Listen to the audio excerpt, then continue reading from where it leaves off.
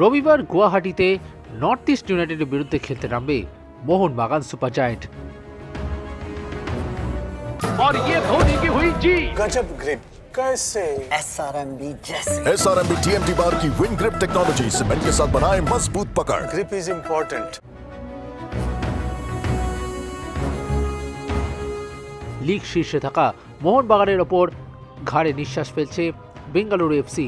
ফলে নর্থ ইস্টের বিরুদ্ধে ম্যাচটা জিততে হবে সবুজ ব্রাউন ব্রিগেডকে। তবে পাহাড়ে গিয়ে নর্থ ইস্টের মতো দুরন্ত দলকে হারানো সহজ নয়। হুয়ান পেদ্রো বেনালির নর্থ ইস্টে রয়েছেন আলাদিন আজাইরে এবং জিতি নেমেসের মতো দুর্ধর্ষ ফর্মে থাকা ফুটবলাররা। এদিকে মোহনবাগানের ডিফেন্সে বড়সড় সমস্যা, নেই অ্যালবার্টো রড্রিগেস এবং সুভাশিস বসু। ফলে ভিন্ন ছকে এবার নর্থ ইস্টের বিরুদ্ধে নামতে হবে মোহনবাগানকে।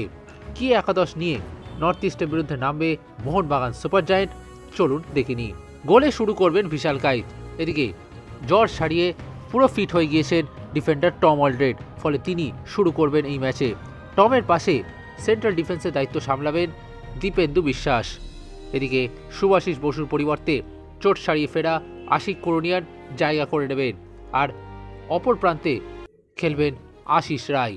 এদিকে মাঝ মাঠে আপুইয়ার সাথে দীপক টাংরি জুটি বাঁধতে পারেন। রক্ষণগত দিক থেকে শক্তিশালী করার জন্যই দীপক টাংরিকে ব্যবহার করতে পারেন কোচ হোসে মলিনা। এদিকে দুই প্রান্তে মনবীর সিং এবং লিস্টন কোলাসো শুরু করতে চলেছেন, আর মাঝখানে শুরু করতে পারেন গ্রেগ স্টুয়ার্ট। পুরোপুরি ফিট হয়ে গিয়েছেন এই স্কটিশ মিডফিল্ডার। ফলে তাকে প্রথম মিনিট থেকেই খেলানোর চিন্তাভাবনায় রয়েছেন মোহনবাগান কোচ হোসে মলিনা। আর ফরওয়ার্ডে দায়িত্ব সামলাবেন অজি বিশ্বকাপার জেমি ম্যাকলারেন। সেক্ষেত্রে দিমি পেত্রাতোস ও জেসন কামিন্সকে পরবর্তী সময়ে ব্যবহার করতে পারেন হোসে মলিনা।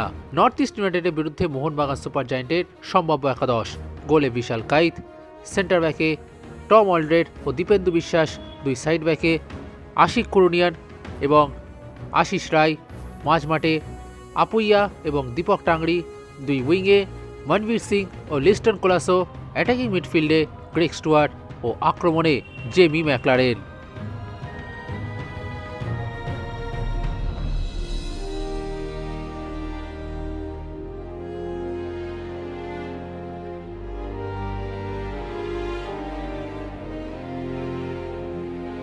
extra time